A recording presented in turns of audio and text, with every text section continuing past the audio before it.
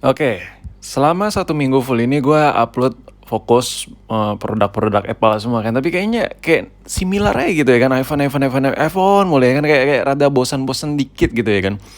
Jadi gue kayak ya udahlah melipir sedikit lah ke topik yang lain tapi masih ada logo Apple keroak ya. Jadi ya udah gue pilih konten iPad untuk upload di video konten kali ini. Anjir panjang banget gue ngomong upload konten video kali ini. Lengkap banget ya kan, udah kayak opening gitu. Jadi sebenarnya gue dalam 1 minggu full itu gue tentang produk-produk Apple keroak gitu. Gue ada pengen MacBooknya, tapi karena MacBook gue ada di rumah sedangkan gue lebih sering stay di studio, jadi mager gue. Dan gue kebetulan nyuruh orang buat beli iPad yang harganya murah banget, ya cuma 150.000. Tapi yang lo lihat di sini ini sekitar 3 bulan yang lalu. Jadi gue beli iPad sekitar 3 bulan yang lalu dan berdebu. Gue taruh di gudang aja, bukan di gudang sih, di garasi. Dan selama 3 bulan lebih itu nggak disentuh sama sekali dan ada debunya. Lo bisa lihat sendiri debunya banyak banget. Ini gue beli, dia ngiklan di harga 250, tapi gue nyuruh orang dan ya kayak video call gitu gue ngeliat gitu secara langsung. Anjir banyak banget perintilan-perintilan yang udah nggak simetris, bodinya rada bengkok-bengkok dikit. Pantas kalau bagian digitizer alias kaca touchscreen itu nggak merekat rapat lagi di bagian bodinya, bezel alias housing. Jadi gue melakukan negosiasi. Tadi dia minta 200 tapi gue nggak mau, 150. Jadi enggak gitu ya kan. Dan akhirnya ya udahlah, mungkin daripada nggak kejual barang rongsok yang satu ini, ya udah akhirnya dibeli. Dan intinya sih gue ngeluarin modal 200.000 juga karena gue ngasih 50.000 buat ongkos jalan orang yang gue suruh dan 150.000-nya harga iPad sendiri. Oke, kenapa gue beli iPad ini? Pada saat 3 bulan yang lalu itu sebenarnya gue pengen jadiin konten, tapi gue lupa 3 bulan atau 4 bulan tepatnya, pokoknya udah berbulan-bulan, lupa gue cuy, serius. Gue pengen bikinin konten tapi nggak kesampaian karena berhubung ngurusin hari itu lagi ada channel-channel yang lain kan. Nah gue ngomongin dulu deh soal harga spare part. Kenapa gue beli iPad ini? Jadi dengan gue beli iPad matot ini, itu bisa jadi cuan buat gue puni-puni cuan. Tapi nggak semua orang bisa ngelakuin hal yang sama kayak gue. Satu contoh kasus aja deh, bukan satu contoh ya, satu example aja untuk dari segi harga parts yang ada di iPad ini. Ini kalau 50-50 ya, kayak beli kucing dalam karung gitu, bisa lo jual atau tidak. Ya kalau tidak ya bisa rugi, tapi kemungkinan kecil untuk ruginya dikit.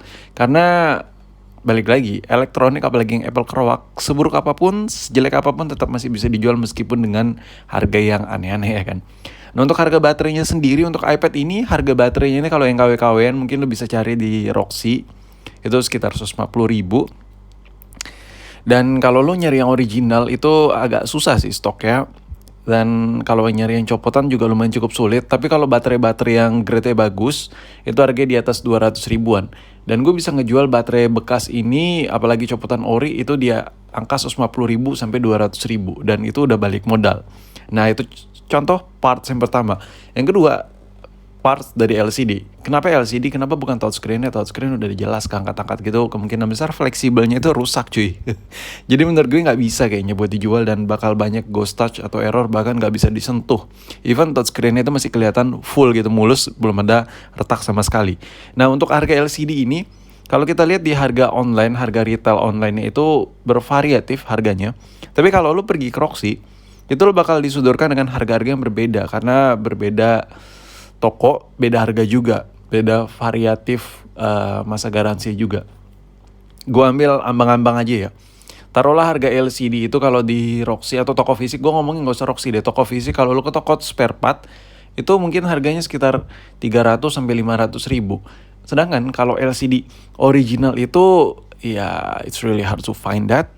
Lu agak-agak sedikit sulit gitu.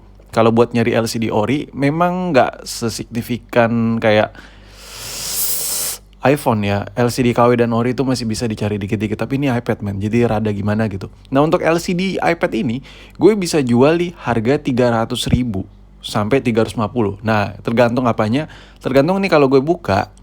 Nah ini kan kelihatan nih, kalau ternyata bagian LCD itu yang warna hitam black ini, nggak ada scratch sedikit pun, kayak mulus, nyaris banget kayak baru. Itu bahkan gue bisa jual di harga hampir 400.000, 3,5, 380, kadang masih ngangkat men. Nah Lu bayangin, taruhlah harga LCD 400.000, sedangkan harga baterai 150.000. Gue modal beli harganya 150.000, berapakah duit yang bisa jadi ke gue? Dan bagi gue itulah teknik menggandakan uang, cuy. Seriusan, cara menggandakan uang versi gue kayak gitu. Ya mungkin kenapa gue udah mention dari awal nggak semua orang bisa ngelakuin hal yang sama kayak gini. Bukan karena gue hebat Superman atau apa, enggak. Ini balik lagi ke apa ya, ke alur hidup lo. Kalau lu banyak relasi teman-teman tukang-tukang servis, lu banyak relasi kenalan-kenalan tukang servis, atau lu banyak relasi kayak teman-teman lu buka-buka counter perbaikan toko spare part dan lain-lain, atau lu punya relasi atau apapun itu yang bisa ngejual spare part, perintilan atau apapun itu, lu bakal bisa ngelakuin hal yang kayak sama gue lakuin. Bahkan lu kayaknya tanpa gue bilang kayak lu juga udah pemain mungkin, kayak beli-beli barang rusak terus lu jual dalam bentuk ecer gitu ya kan. Jadi menurut gue udah pernah buat video ini dari sisi iPhone, kali ini iPad. Sebenarnya sama aja sih mainnya, cuman bedanya on demand-nya itu kalau iPhone lebih banyak. Ya lebih banyak, maksud gue dalam artian dari segi penjualan juga Apple Keroak itu lebih banyak ngejual iPhone ketimbang iPad, terlebih di Indonesia ya. Apalagi untuk daya konsumsi spare part yang dibutuhkan jelas lebih banyak iPhone, karena pemain atau user dari Apple Keroak itu banyak di iPhone dibandingkan di iPad. Jadi wajar kalau lu punya perintilan parts-parts yang ada di iPhone itu bisa diibahin secara cuma-cuma, bukan diibahin nih, bisa diloakin lah istilahnya ya, dan itu bisa dicuanin meskipun harganya agak low budget gitu. Tapi menurut gue ya still cuan, cuy. Ya yang namanya cuan tuh banyak banget dari sisi mana aja lah. Kalau kita udah ngomongin soal elektronik itu udah banyak banget yang bisa, celah-celah yang bisa lu ambil. Gue ambil satu contoh lagi deh. Ini ada fleksibel antena wifi, terus ada fleksibel, banyak, nggak hanya fleksibel, di sini ada housing, terus juga ada bagian mesinnya sendiri. Kalau lu pengen pakai bisa. Mungkin lu cek dulu jalurnya, ini mesin belum korslet, belum ada korslet sana sini, ya paling ya lu reset. Begitu dinyalain ya lock iCloud. Syukur-syukur saran gue ya, kalau lock iCloud ya tanya dulu ke orang sebelumnya. Kalau lu beli dari user pertama tinggal minta ID iCloud ya kan. Tapi kalau nggak ya bisa dibypass. Dan kalau masalah housing bisa dijual atau tidak, kalau menurut gue iPad itu area housingnya kan gede men.